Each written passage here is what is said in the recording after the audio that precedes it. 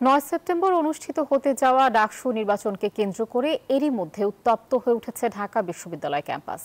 GS প্রার্থী ফরহাদকে ঘিরে তৈরি হয়েছে মিশ্র প্রতিক্রিয়া।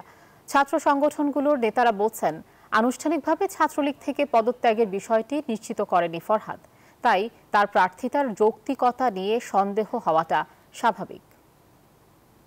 সময়ে যারা ছাত্রলীগ করেছে তারা যদি সেই সময়ে পদত্যাগ না করে থাকে বা যারা ফৌজদারি অপরাধে অভিযুক্ত ছিল তাদের যদি বিচার না হয়, তাহলে আমি মনে করি যে অবশ্যই এই বিষয়টা তো আমলে নিতে হবে। আর এক্ষেত্রে হাইকোর্টে যদি রিট হয়ে থাকে, আমি মনে করি যে মহামান্য হাইকোর্ট বিষয়টি পুঙ্খানুপুঙ্খভাবে বিচার বিশ্লেষণ করবেন এবং মহামান্য হাইকোর্ট সেই বিষয়ে রায় প্রদান করবেন। দর্শক, এই মুহূর্তে ঢাকা বিশ্ববিদ্যালয়ে আছেন সহকর্মী আল মুহাইমিনুল খান। আমরা সরাসরি যুক্ত হব তার সাথে। মুহাইমিন, ফরহাদের প্রার্থিতা চ্যালেঞ্জে রিটের প্রতিক্রিয়ায় কি বলছেন অন্য প্রার্থীরা, বিস্তারিত জানাবেন। ধন্যবাদ কাজী আয়েশা আপনাকে। আমি এই মুহূর্তে আছি ঢাকা বিশ্ববিদ্যালয় ক্যাম্পাসের মধুর ক্যান্টিনে। যেহেতু বাইরে বৃষ্টি হচ্ছে, এখন কিন্তু বেশিরভাগ প্রার্থীরাই কিন্তু এই মধুর ক্যান্টিনের ভেতরে অবস্থান নিচ্ছিলেন এবং সেখানে কিন্তু আমরা ছাত্র দল থেকে শুরু করে বৈষম্য বিরোধী শিক্ষার্থী সংসদ, এমনকি বেনিয়ামিন মোল্লার যে প্যানেলটি আছে তাদের সাথে কথা হয়েছে। তাদেরকে জানতে চেয়েছি যে এস এম ফরহাদের বিরুদ্ধে যে রিট আবেদন করা হয়েছে সেই বিষয়টি তারা কীভাবে দেখছেন। তাদের বেশিরভাগই আমাদেরকে জানিয়েছেন যে এস এম ফরহাদ যেহেতু আগে ছাত্রলীগের কমিটিতে ছিলেন এবং তিনি কিন্তু আনুষ্ঠানিকভাবে কোনো রকম পদত্যাগ করেননি, তারা বলছেন, বা তার বিষয়টি নিশ্চিত নয়। সেক্ষেত্রে কিন্তু তারা বলছেন যে তার যে প্রার্থিতা রয়েছে তা নিয়ে সন্দেহ তৈরি হতেই পারে। এবং সেক্ষেত্রে কিন্তু বেনিয়ামিন মোল্লার সাথে আমাদের কথা হয়েছে, তিনি বলেছেন তিনিও কিন্তু জানেন না আনুষ্ঠানিকভাবে আসলে এস এম ফরহাদের পদত্যাগের বিষয়টি। সেক্ষেত্রে কিন্তু একটু ধোঁয়াশা সৃষ্টি হয়েছে যে কি হতে চাচ্ছে আজকে।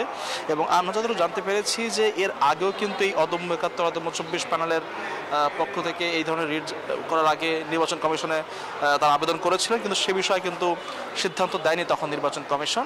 এটি কিন্তু বামদের আসলে একাংশের প্যানেল। বামদের আরেকাংশের যে প্যানেলটি রয়েছে প্রতিরোধ পর্ষদ, তারা কিন্তু আজকে তাদের আনুষ্ঠানিক ইশতেহার ঘোষণা করবেন এবং তারা যেটি জানিয়েছেন যে তারা সেই ইশতেহার ঘোষণার পরে আসলে আমাদেরকে জানাবেন তাদের এই বিষয়ে প্রতিক্রিয়া কী হয়েছে।